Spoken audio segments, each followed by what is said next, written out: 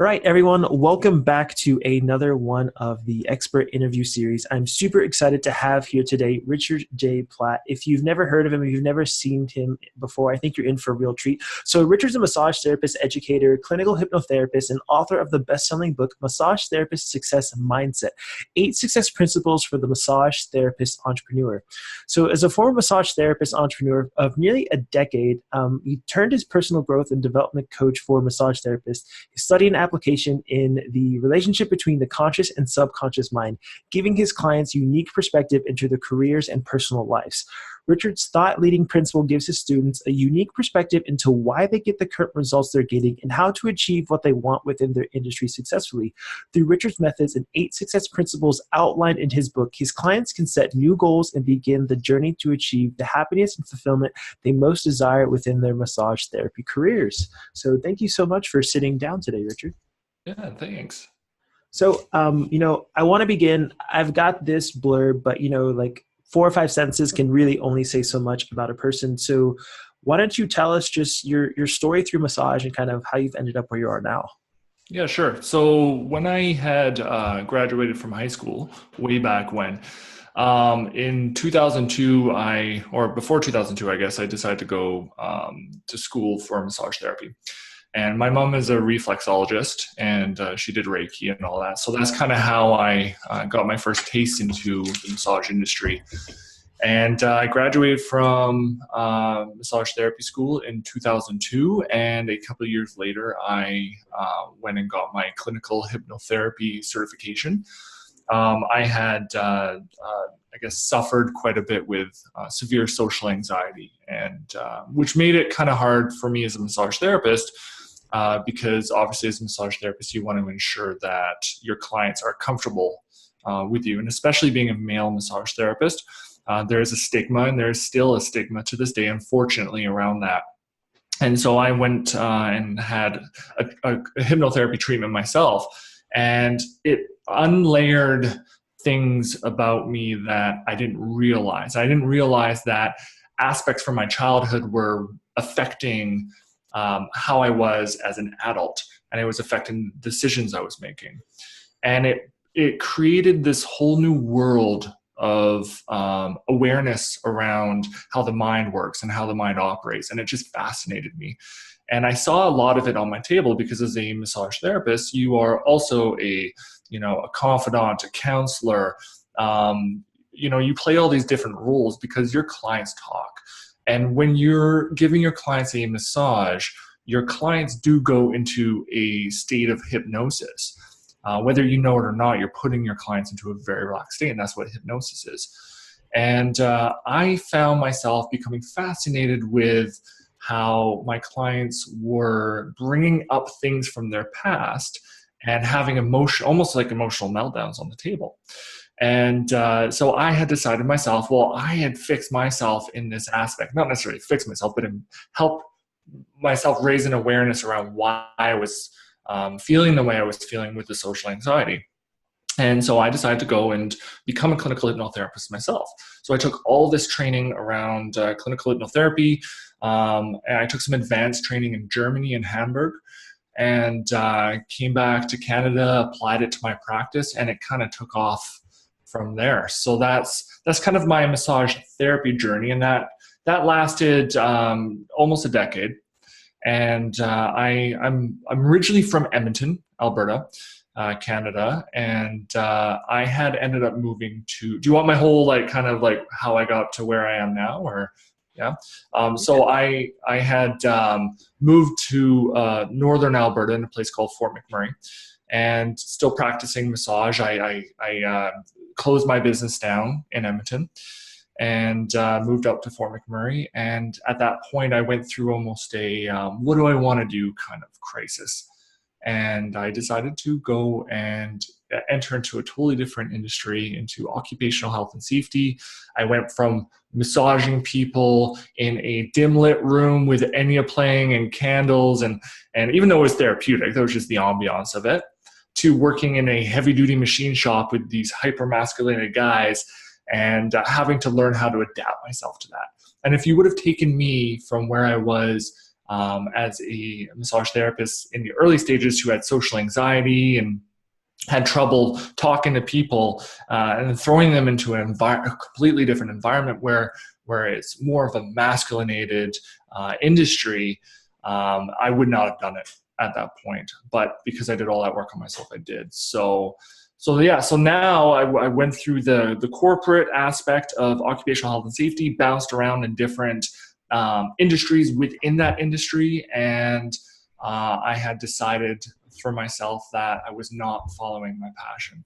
And I wanted to combine my two passions, massage therapy industry, because it's who I identified with for almost a decade, and it's what I know, and it's who I can empathize with other massage therapists, and my passion around the subconscious mind and hypnotherapy and how the mind works. And I wanted to see how I could combine those two modalities together to create a career out of it. And so that's when I had decided in 2017, early 2017, I had met a man named Bob Proctor. And I don't know if you know Bob Proctor, but he was on featured on the 2006 documentary, The Secret. And Bob had mentored me quite a bit, and I became one of his consultants, teaching a program that he developed based on his teachings. And it propelled me into this world that was exciting, scary, but liberating all at the same time. And I thought, you know what? I need to combine this world with the massage therapy industry. And I need to be that voice and help massage therapists who are struggling in their careers like I once did in my early stages. And if you read my book, you'll see that I have in chapter 2, it's called My Story. And it talks about when I first started massage therapy and I went and worked for a clinic, and the owners of the clinic were great owners. They taught me quite a bit, but I was not fulfilling myself because I wanted to make all these changes within the practice and I wanted to do my own thing. And that's kind of a tell of an entrepreneur when you're wanting to create out of your own, not necessarily follow what's good for someone else, but do what's good for you in the business. And it didn't work out for me there. And I was very unhappy and I was depressed working there. I just wanted to do my own thing. And they had decided to let me go because they could see that I was unhappy. And when they let me go, they had said to me, look, if you decide to open up your own space, which I think they had inkling that I was going to, if you decide to open up your own clinic, we're your largest competitors. We are your largest competitors, and we will put you out of business within a year. And it took me back that A, someone would say that to me, and B, I was in my early 20s at the time, scared crapless, didn't really know what I was doing. And with a lot of people, they would have taken that and said, okay, I can't do this because this is an obstacle. I'm not willing to face this obstacle. But it did something to me, and it made me realize that, you know what, this is exactly how people don't excel in their careers, because there's fear-based information being placed into their heads, and they don't make those steps that are pivotal for their growth of who they really are. So I decided, you know what, screw it. I'm going to go and start my own business. And that is how I became an entrepreneur in the massage therapy industry. And I did very well in my business. I had employees and I had different modalities operating out of my business. And so the rest was kind of history from there. So I combined that story of you can become an entrepreneur if you're, willing to take those steps. And if it is in you that you're wanting to create your own future out of that, then you can take those steps to go and do that. But it's just a matter of teaching somebody the self-awareness steps that are necessary to get to that point and survive that. Because as you know, being an entrepreneur is hard. It's tough. It's not an easy thing to go through. And I'm seeming to having to repeat the process over and over, but now I'm applying what I've learned through Bob, through my own experiences, and I'm teaching it back forward to other massage therapists now. So that's kind of my story in a nutshell with that. Yeah, and definitely a great story seeing how you've kind of, I guess you've been around massage in some way, uh, seeming like your whole life, and then being able to take the things that you learn through yourself and I guess start to be able to apply them and help other people. So I guess getting into to the meat of things, where I want to go is so your book is titled Massage Therapist Success Mindset. Um, I guess I kind of want to start to unpack that of what is, really what is the success mindset? Like, what does that mean to have a success mindset? Yeah, for sure. So everything starts with mindset. Everything that you see around you in your physical space came from an idea that somebody had in their mind. Now, whether or not people act on that idea is another thing, but the mindset portion of success is kind of what I was talking about before, how it's very easy for people to place fear into someone's mind around you can't do this, but that's based on somebody else's perception, somebody else's experience, not necessarily your own. But it oftentimes stops people from achieving that success growth within their industry and within their career that they can fully achieve. So the mindset piece unveils itself into two main portions. You have your subconscious mind, which is responsible for all of your habitual actions. It's where your emotions and your deep seated feelings reside. It's where your beliefs sit. It's where you embody your self image of who you think you are in your industry in massage, what you even believe about massage therapy itself. All of this sits in our subconscious mind based on programming that we receive throughout our life, primarily from childhood. So it's usually around the ages up to 7 or 8 years old. Because when we're a child, we are completely open bowls, downloading information about our identity, who we are, where we're from. We adopt a lot from our parents in regards to their beliefs. It's funny because sometimes when I talk to people, and they have these giant money blocks of I can't earn enough money being a massage therapist, or massage therapy is a low income profession. I often go back to them and say, I want you to think about this. What were your parents' beliefs around sales? What were your parents' beliefs around money? Where did the belief come from that massage therapy is a fluffy modality that you can't make much money in or become wildly successful in? Where did that come from? And it gets people really thinking about, these are beliefs and thoughts and perceptions that I have that I picked up from somewhere. Think of your subconscious mind like a computer that is able to be programmed. Now, as I mentioned, the subconscious mind is responsible for your habits. Well, your habits make up around 95% of your actions.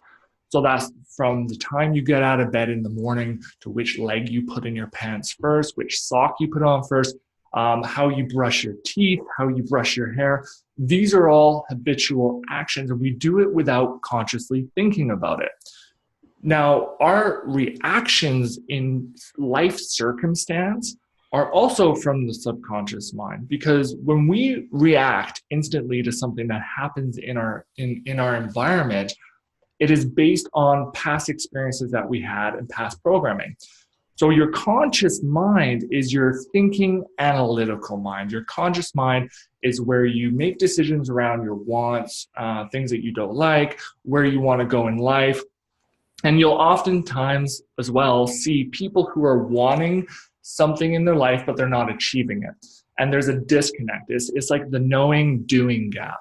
It's the I want to become a successful massage therapist. I want to open up my own practice, but for some reason, all these obstacles constantly come in my way, or I just never do it. You see this too with people who are trying to lose weight. It's just a good example that I use. Oftentimes, when somebody wants to lose weight and they go through all these diets and the exercise, and they start seeing the weight come off, then all of a sudden, 2, 3 months later, that weight all of a sudden comes back on. They're back to their regular routine of how they were before they lost all the weight. That is complete subconscious conditioning. It's because they didn't change the belief in the subconscious mind, which is called a paradigm. So that's kind of where the mindset aspect fits into everything. It's all about program belief, but the good news around that is that you can reprogram your subconscious mind. So if 95% of what you do is habitual and habitual actions come from the subconscious mind, it's in a person's best interest that they understand where those programs came from and learn how to reprogram themselves so that they can consciously start taking actions and subconsciously that align them with where they're wanting to go. Yeah. So I think one of the first points I want to dig into, well, I'm interested in how people can figure out what they've currently been programmed, because I think people are just unaware. But even before that, I think this audience is different. There's a whole wide array, I guess of people, of entrepreneurs, and I think if I were with other people, I guess what I'm trying to say is there's a lot of people who they hear mindset and they think this is woo woo crap. I know for myself, it's like, this is something that's so important. I think this industry is one that, there's a scale of like where people fall on whether the practice is more clinical, or I guess evidence-based is the term that most people will use, whether they're more open to just, I wouldn't even call this alternative, just they're more open to like different things. But I guess first, like before we even get to understanding what people can do, like a self-check for their existing programming, just for the people who like might hear this and think, I don't know, this seems kind of like woo-woo. I guess my first thought is like, what would you say to them, or like, where would you point them, or for people who might fall into that camp? Yeah, I think it's important to look back in history and find out research that's been done on how mindset affects society, how it affects you as an individual. You look at the book that was written, I do believe it was in the 1930s, and it's called Think and Grow Rich by Napoleon Hill. And Napoleon Hill was tasked by, I do believe it was Andrew Carnegie, to go and interview some of the most successful, wealthy entrepreneurs in the world. So Napoleon Hill dedicated, I don't know exactly how long it was, I think it was like 20 years or something, to going and interviewing all of these entrepreneurs and finding out their secrets around success. And the one thing that kept popping up constantly is that all of these individuals had a specific mindset around success.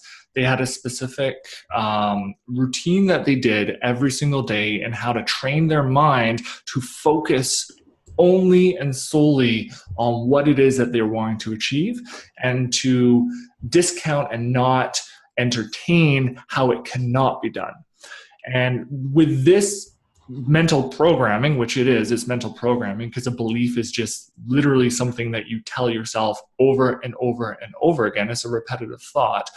With the mental programming side of it, they were able to achieve what it was that they were setting out to achieve. There's a whole world around how the subconscious mind controls and dictates the results that we get, that it would take months to go in and really reach the surface of truly understanding how that applies in somebody's life. But there are definitely things that people can do now to start to practice to see how the mindset piece of it can make such a large impact on where they go within their career. You look a lot of the science around meditation, and realistically, meditation is a mindset exercise. You look at mindfulness, being in your quiet space where you're not entertaining thought. Think of it as well like this way, and I use this example sometimes too. You can sit and watch somebody take a lime or a lemon or something extremely sour, and you sit and observe them having this lemon. They cut it in half, and they take the lemon and they squeeze all that lemon juice into their mouth. The observer, the person who's watching this, more likely than not, is going to have a reaction to it. Their jaw might start to tingle themselves. Their mouth might salivate. That is the subconscious mind reacting to what it's observing in the environment. You are having a physical reaction to something that's not actually happening to you. Your subconscious mind doesn't know the difference between something that is actually happening in real time or if it's something that is imagined. That's why you have physical experiences around things.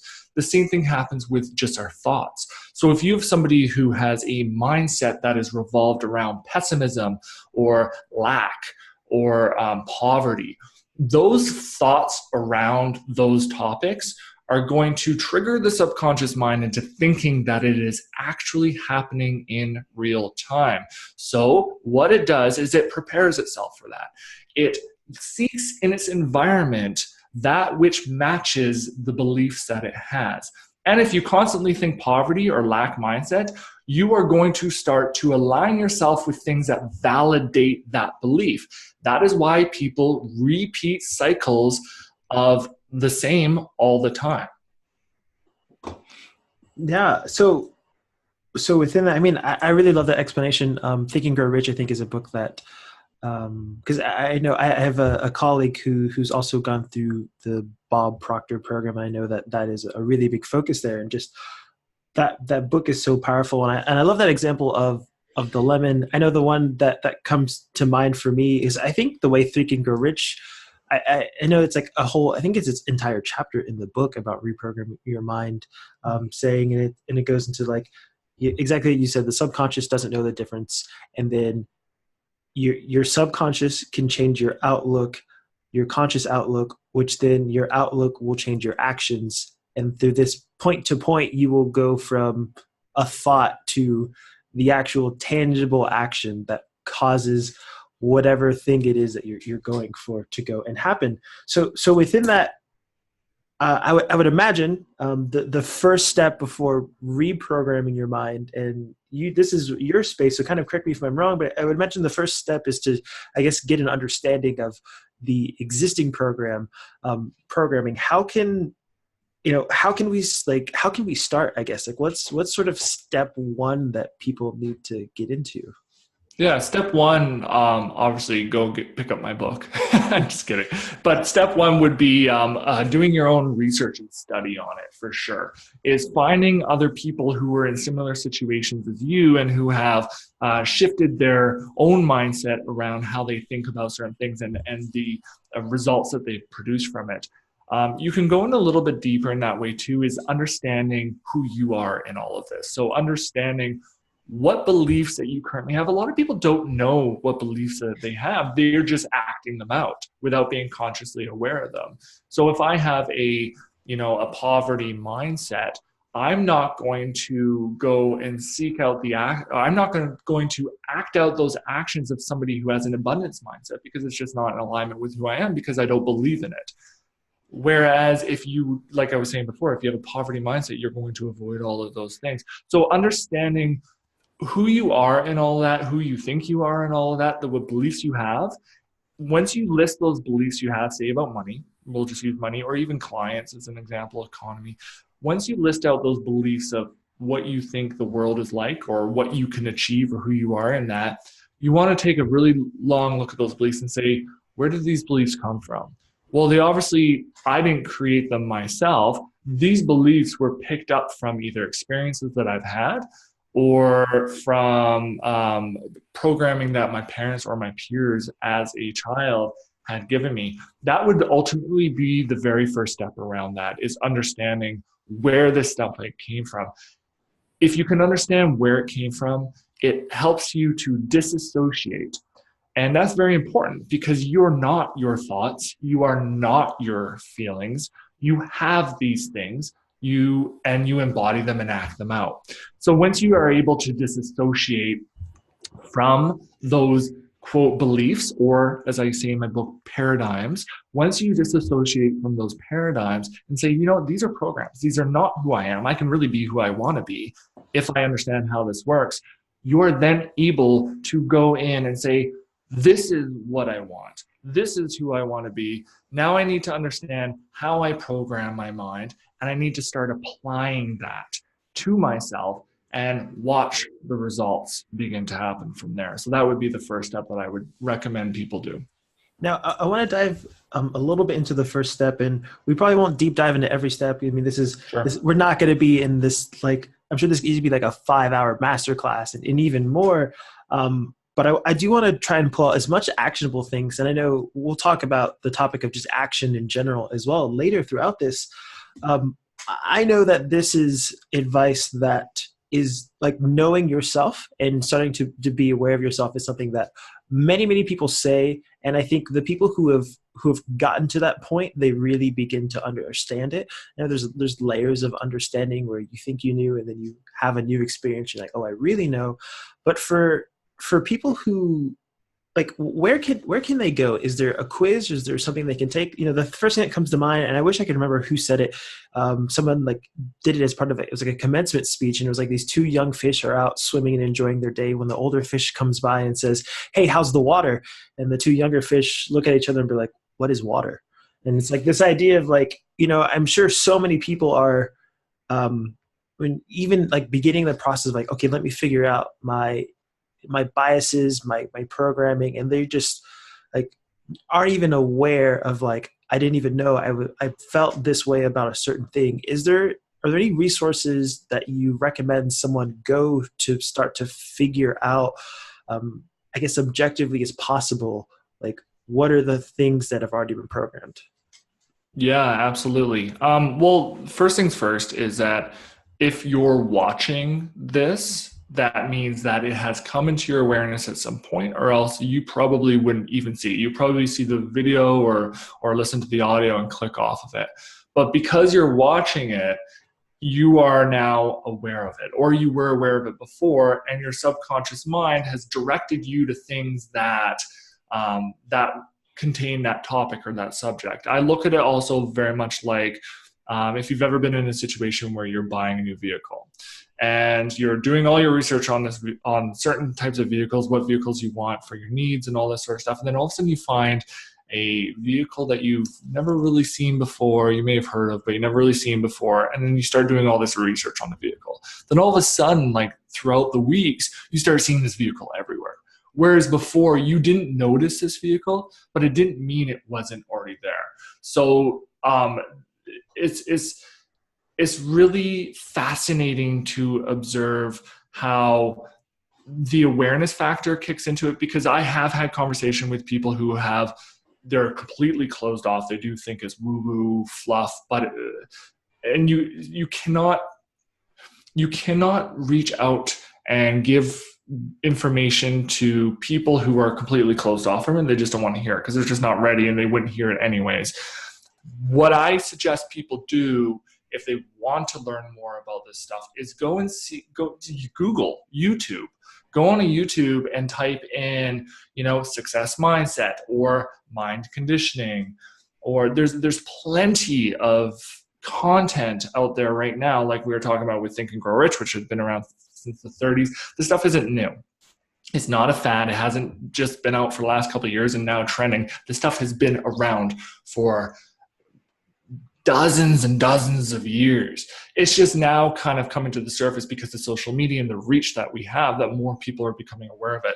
There's a really good book that I suggest that people go and pick up as well, and it's called Psycho-Cybernetics by an author named Maxwell Maltz.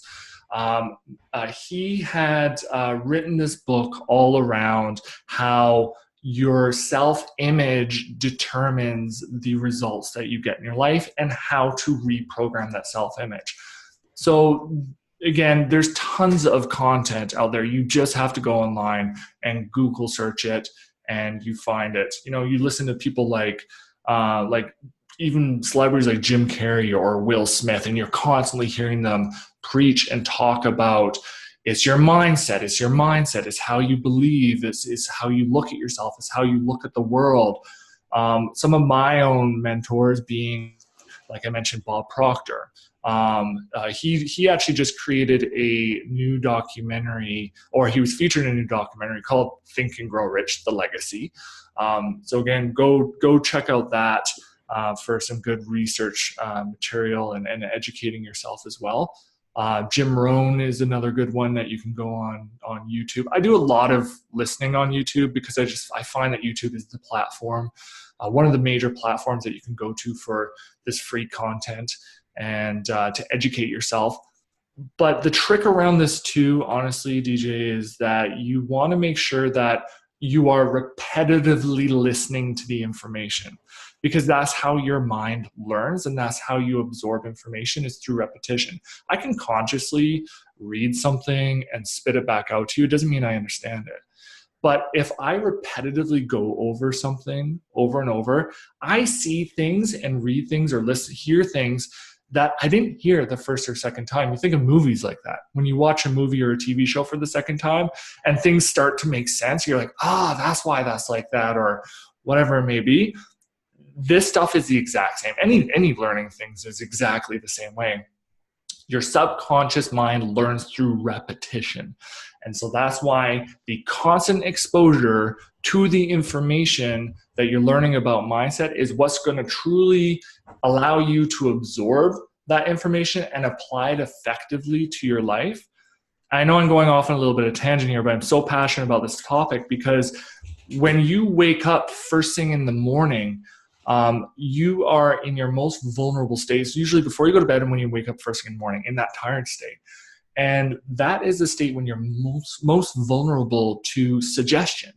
What I do when I wake up first thing in the morning is I, again, go on YouTube and I allow it to whatever the feed loads based on previous things that you've watched.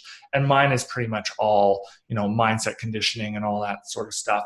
And I pick a video that I want to listen to, and I don't really watch it, I listen to it. And it sets my stage for the day, and it also allows me to begin embodying the information that I'm learning without even knowing I'm doing it, because that's what the subconscious mind does. So yeah, I hope that answers your question. I know I went off a little bit, but it's really about just repetitively looking at the information that comes into your awareness that is in alignment with this stuff, and learning it through that. And then watch the magic begin to happen, because then you start to attract other people who are of like mind into your experience. You begin to attract opportunities based on what you're focusing on. So if I'm focusing on creating abundance within my massage therapy practice, and I'm learning everything about myself and my beliefs around massage therapy, beliefs around sales, beliefs around my niche, whatever blocks I have, identifying them, finding out where they came from, and understanding what I want and focusing on that. When I begin to do that and do that work on myself, those opportunities come into my experience, because my subconscious mind is now scanning my environment, looking for things that match what I'm focusing on. So you can choose what you want to focus on. That is what you're going to attract into your experience. And that is how this whole stuff works with the mind. So yeah, absolutely. So one thing I want to ask then also is, in the same vein of of resources and these things, and this is something I do. I haven't done it so much lately, of watching YouTube videos, but I definitely used to. I've fallen back into the terrible habit of checking notifications first thing of the day, but part of that's been the time zone shift, because I go to bed when the states are still alive and active, and my instinct is like, wake up in the morning and make sure there are no fires I need to put out in the day, and an hour later will be okay. I got to bring that for myself. I've got some, I guess you'd call them affirmations. They're specific to me and my goals, kind of written up on the board. Got those, the input in my brain every day. And I do want to start moving into kind of, I guess, like the step 2, but still within step 1. What was your journey through becoming aware of yourself? I'm interested, kind of just, yes, Richard as the coach, entrepreneur, and there's really no division between business and self, I think, a lot of times, and as an entrepreneur, but what were the experiences that you went through? Was it a lot through this hypnotherapy? Was there some other programs or whatever things you found? Just what was it like for you? I'm sure you're constantly learning things still. Yeah, for sure. So for me, it's been about a 20-year journey of learning about this information and discovering who I am in all of this and how it exactly applies to my life. And the journey of self-awareness and self-discovery and what you can accomplish within your career, it's not a textbook that you can just open up and follow a couple steps. Now all of a sudden you're this, successful entrepreneur who is super positive and understands how to, find solutions to your problems that you're facing, and understand on a much deeper level that everything you're going through is a learning experience and it grows you as a person and betters you. While those are all very true, it's a journey. I was talking to I'll get to your question there in a second, but I was talking to a friend of mine the other day who's a nutritionalist, and she has just recently started her own business, and she was feeling very frustrated with herself because she was saying, "I'm not seeing much traction." And I said to her, "You've only been doing this for a few months. Like, what are you expecting that, when you do something repetitively over and over and you work on yourself and you're working on your business, the business and yourself, the business unfolds and grows into the amount of effort that you place into it and the awareness that you have of it, of what direction you want to take it in." So for me, this 20 plus year discovery, I've been through, very good positive times and very shitty down times where I literally thought I was going to be losing the shirt off of my back. But applying a lot of the stuff that I've just learned over the years through mentorship, and this is one of the most important things that a lot of people don't do, is they don't seek out mentors, they don't seek out coaches and people who are where they want to be, and people who can show them how to do things based on the experience that this mentor had gone through. It literally does fast track you because you're not having to learn through trial and error. You're not having to learn through, you're still going to screw up. Like that's like with any entrepreneurial venture, you're going to have mistakes and screw up, but that's all part of the learning game. But um, it's the mentorship piece, essentially. It wasn't until probably the last 5 years that I really had discovered how critical and how important coaches and mentors are on the entrepreneurial journey into where you're going and who you're becoming. And really just a lot of interest in self-study. You need to be reading, but I'm not much of a reader. And it's kind of funny because I wrote a book, yet I've finished maybe 4 books in my entire life reading them. I'm more of an audio guy. I like to listen to things. But so I found that it was fun, and I like writing too, but I'm just not a big fan of reading. So I prefer listening to things. So when you're doing things like, and this is what I did, and I think this I didn't realize I was doing it, but I think it played such an important role of why I am where I am today and the mindset that I have today. So when I would work out, running on the treadmill or going for a run outside or lifting weights, yeah, I'd have my headphones in, but I'm not listening to music. I'm listening to, Jim Rohn talk about, mindset and how your self-image determines the results you get in your life, or listening to Bob Proctor talk about the stick person figure. If you read my book, you'll see that the stick person figure and how the subconscious mind relates to the conscious mind, and how our body is the instrument of the mind, and how our body acts out our beliefs based on our emotions. I just sit and listen to all this stuff because I find it so fascinating. But what I was doing is I was studying. That's what you're doing. You're studying. I avoid listening to the news. I do like staying up with current events, but I avoid listening to the news because half the time it's all doom and gloom, murder and death and drugs and all this sort of stuff. I'm just thinking, what am I wanting to attract to myself? What am I wanting to bring into my experience? I've literally done that for like 20 years.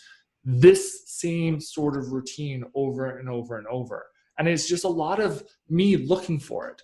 And as I became aware of it, I started to find other resources that were popping up and coming to my experience, and meeting phenomenal people in the industry who are able to explain the same concept to you in a different way, which gives you a whole new awareness and takes you to a whole new level. This stuff is, like I said, it's not an open textbook and all of a sudden, boom, you are a successful entrepreneur and you are good to go from here. It is like working out. You have to constantly dedicate yourself to working on yourself, that self-study, self-awareness.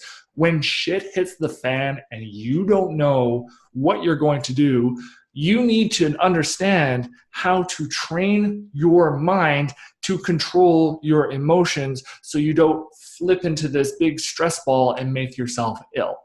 You know, these are all skills that you learn through just that self-study of this material. There was not one major thing that threw me into this. It's a combination of events that happened in my life and little things all together.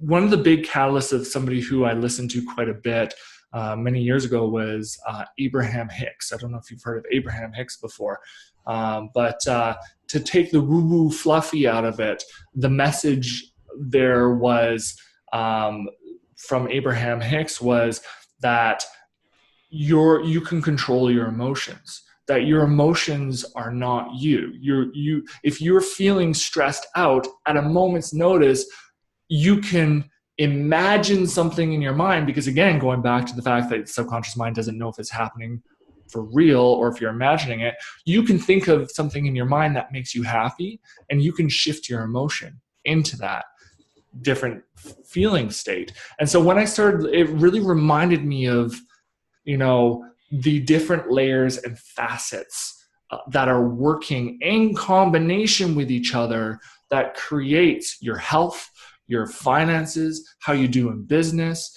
how much you love yourself, how much you love other people in your environment. It's a complete combination of just doing your own research and listening to material and sucking it up like a sponge, because that's what's going to propel you to where you're meant to be on your growth or journey through the whole mindset topic. Yeah. So I guess the next place then I want to look at is, I mean, again, I don't want this to be like this could easily be like a forever long magic class. It'd be a really fun one, like a really fun one too. So step 2. So step 1, we're getting this awareness. I'm not going to go through every step in depth, but step 2, like, okay, I've more or less, I've gathered my supplies. I'm ready for this mindset journey. What's the step 2? Is it setting a target? Is it like a certain action? Like what's kind of the next thing? Yeah. So when you have an understanding and you decide, okay, here's the thing, I know that mindset plays a massively important role in where I'm headed on my massage therapy entrepreneurial journey. Once you understand that aspect of things, then you can say, okay, I know what I don't want. I know what I've been attracting into my experience because I don't want it. I've been so focused on it and I've been getting it. And now I know what I do want. So here's a list of things that I do want to achieve. Now, how do I achieve these things? What do I do? How do I reprogram my mind? Well, first things first, you need to give your subconscious mind direction on where you're going. So that is where goals come in. And I know goals is not the sexiest of topics, but it is an extremely important aspect of where you're headed that not a lot of people do. Not because they're lazy, but it's because people just don't know how to set goals. When you set a goal, okay, so I lay it on my book as like the ABCs of goals. When you set a goal for yourself, what you're doing, and especially if you're writing it down, because writing it down is going to be an extremely important step, because something fun happens with our mind and our brain when we write things down. It slows us down. It causes us to think. It causes us to articulate our thoughts into words onto paper. And it also allows us to reflect on it at a later date and remind ourselves of what we're doing. So when you write down your goals, you're wanting to make sure that the goal is something that you want, not somebody else, because oftentimes we will think that we need to do something because it's approved for us to do, and we'll avoid what we want to do because we don't want to upset our family or our spouse or whoever it is. But make sure it's what you want to do, because if you really want to do it, it elicits emotion. And like you were saying, this could be totally a 5-hour conversation, but it elicits emotion. And when you're focusing on the goal, what you're doing is you're saying to your subconscious mind, here's my focus. This is what I want you to start looking in the environment for me to achieve.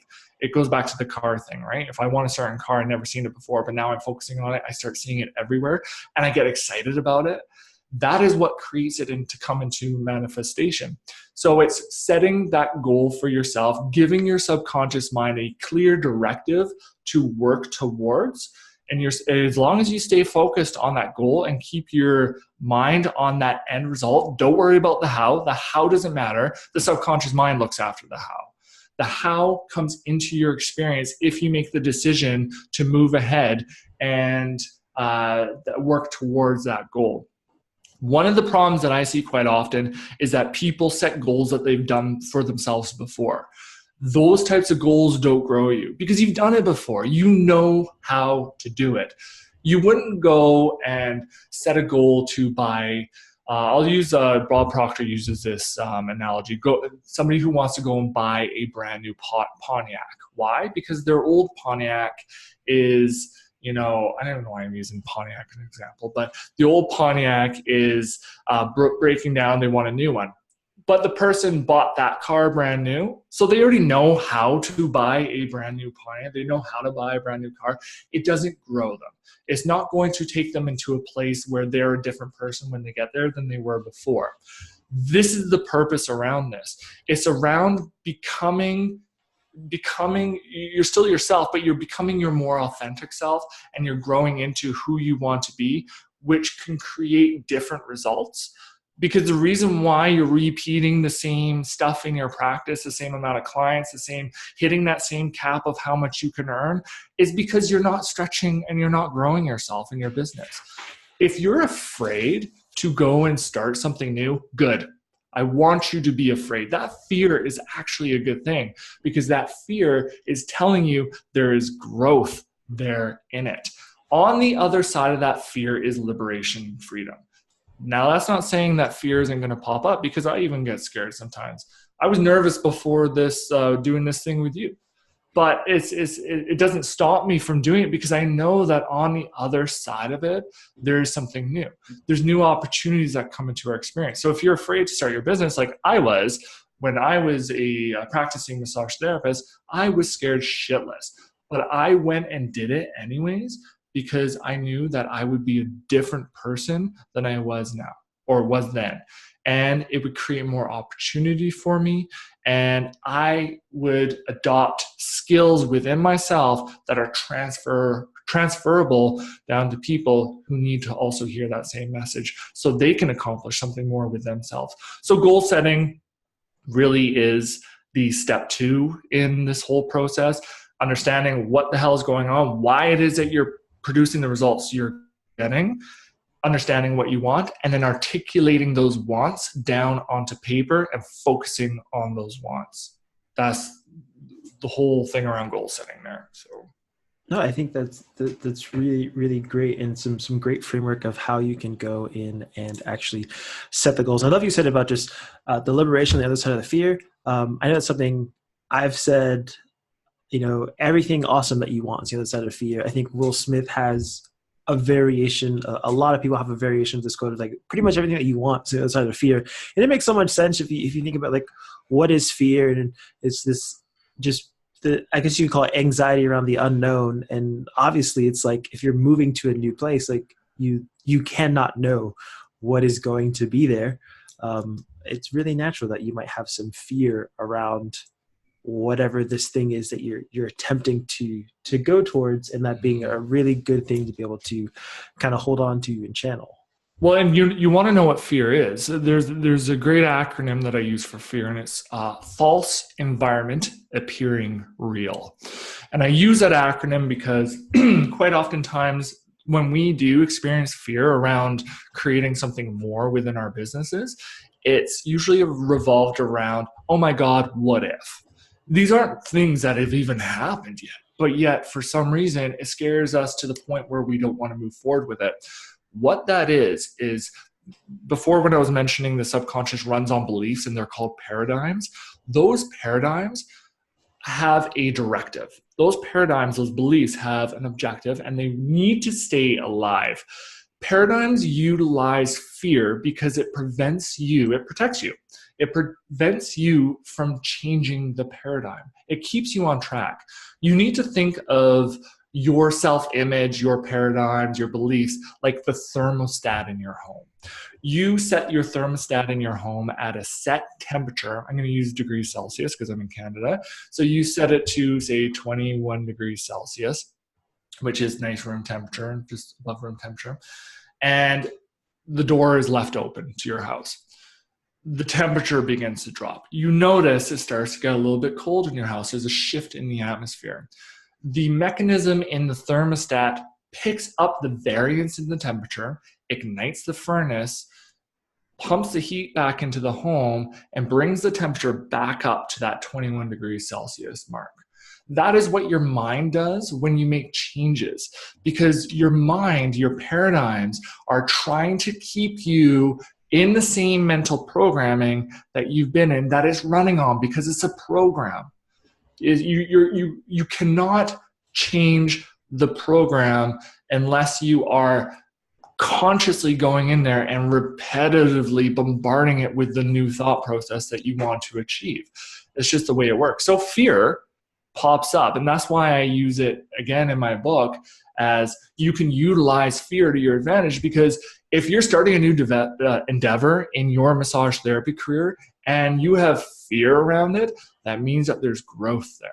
And it means that you should probably go and do it. Now, caveat to this, because there are survival type fears as well. You want to make sure, obviously, that you're not going to go and step out into a busy street, get hit by a car. You have a fear that physically protects you. And then you're also able to obviously use your judgment and intuition around, not making stupid decisions like, investing your life savings into something that you haven't done market research on. You don't even know if your ideal client is going to want it or not. But the fear that we're talking about here is the growth fear, is the doing something more. I would love to do that with my life, but I can't, because my parents won't approve of that, or my spouse isn't going to believe me, or they will want me to do it, and I just can't do it. That kind of fear keeps you exactly where you are, and it will keep you repeating the same patterns you've been repeating for years. I've been there. I've done it myself. So there's some really, really great insight. Now, I know we're coming up towards the end of our time here. I wanted to ask, what mistakes do you think, just on your experience, what mistakes do you think most massage therapists are making?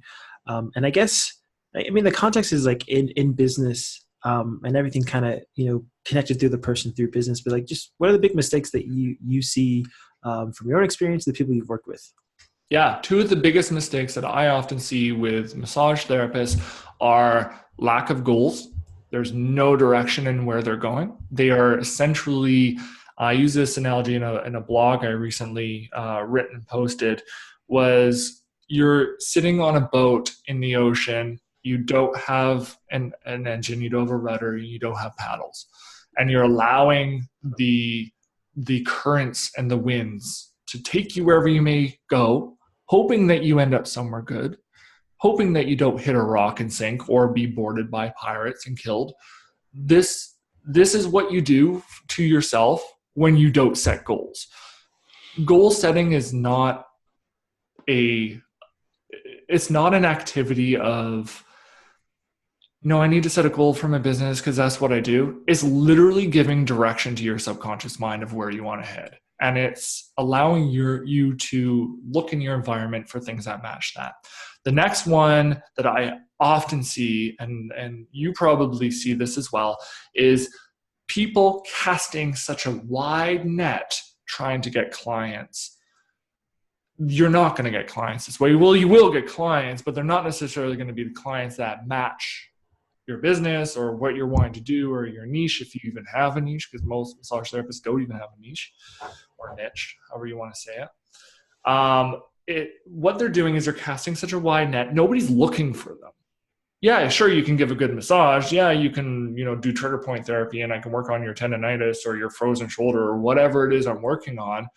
But unless I'm narrowing in and marketing to a specific type of client who has a specific problem that I can provide a solution for, your wide net, you're not going to get where you want to go quickly.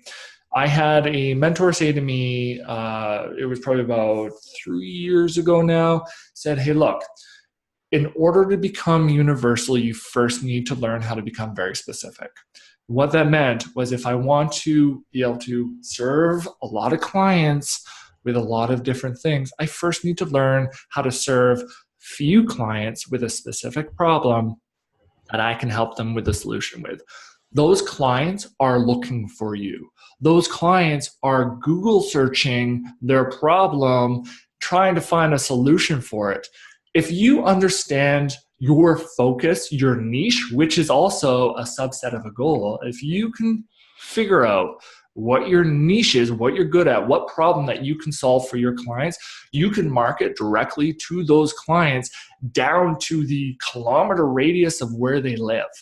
You can market to those people. This is going to take your business into a whole new level, grow you into a different massage therapist, a better massage therapist. And when those clients start talking about you to other people who don't even have that problem they came to you with, that is when your business begins to explode and you take yourself to levels that you never thought you could before.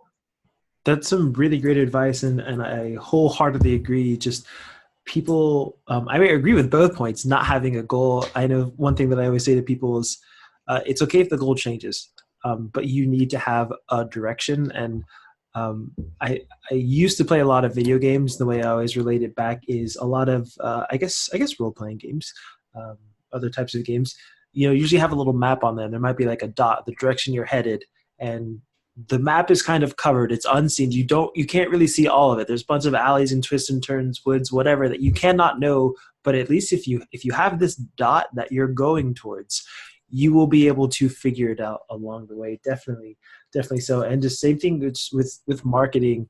You market to everyone, you market to no one, which people, I think you explained it really well. People don't seem to understand that it's so easy to think that I'm cutting off my opportunities, but really what you're doing is, instead of, like I say, imagine you're in a busy subway and someone says like, hey, like, you're not going to look up. Like, maybe you will. Maybe the first time someone said, hey, just out to the crowd, you might have looked up, but you've ignored this message.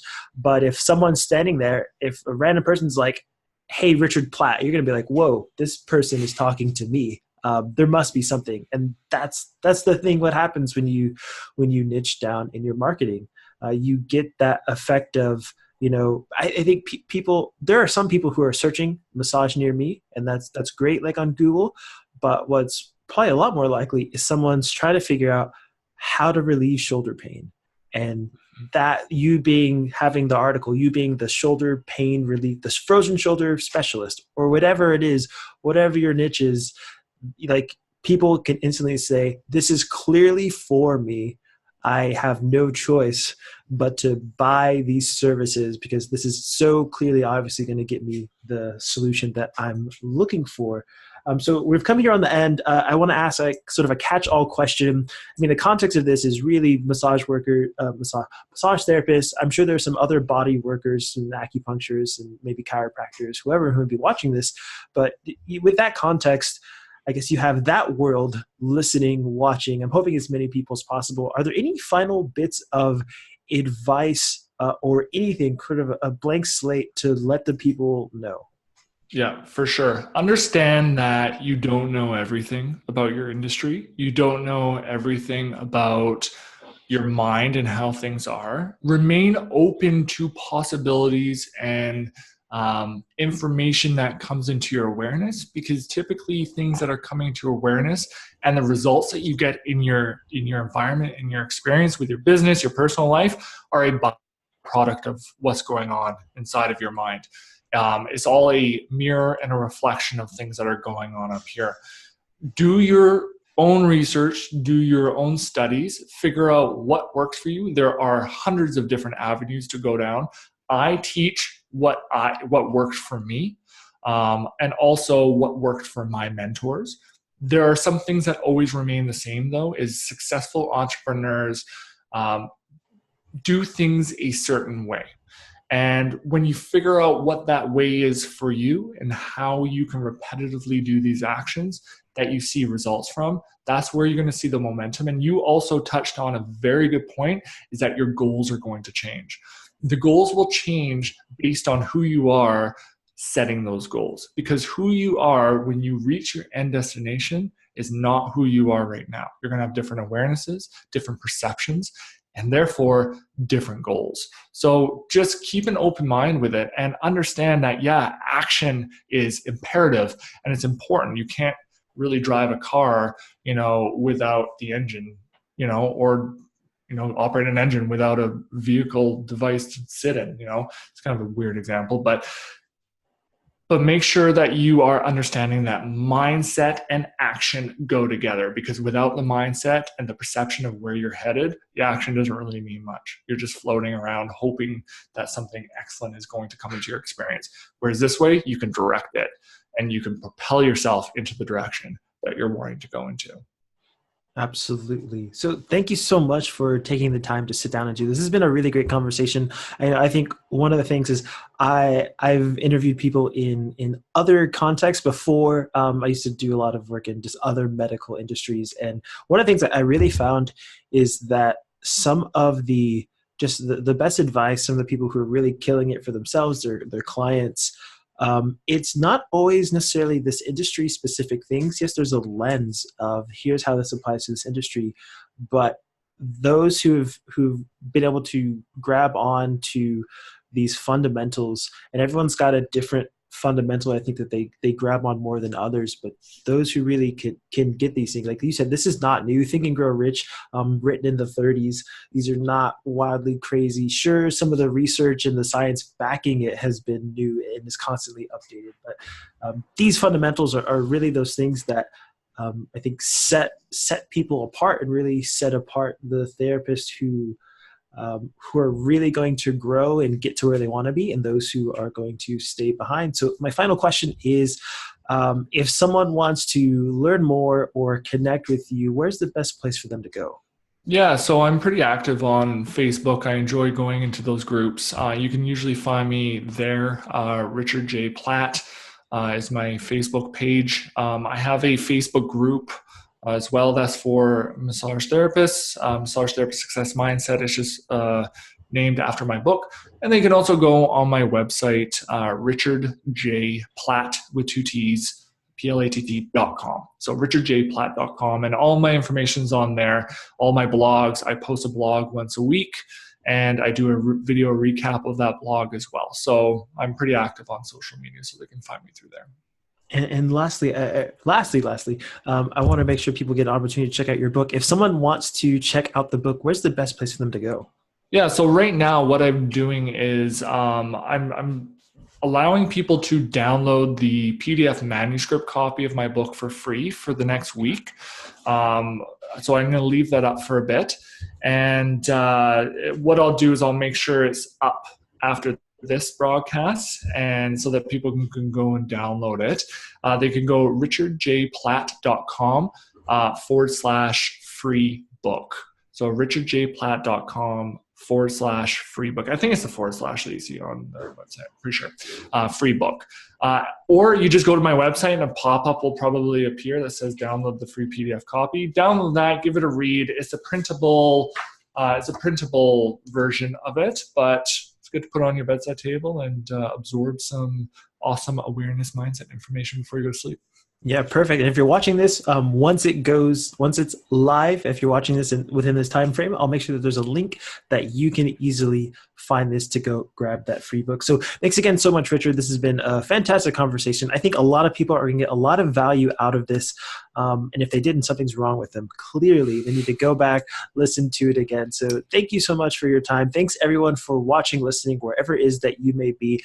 I hope you enjoy this. If you have any questions for Richard, feel free to leave them down below in the comment section. If you have questions for me, questions for him, we'll be there to go and answer them, get you the things that you need, or just let us know your thoughts. So thanks again, everyone, and I'll catch you on the next one.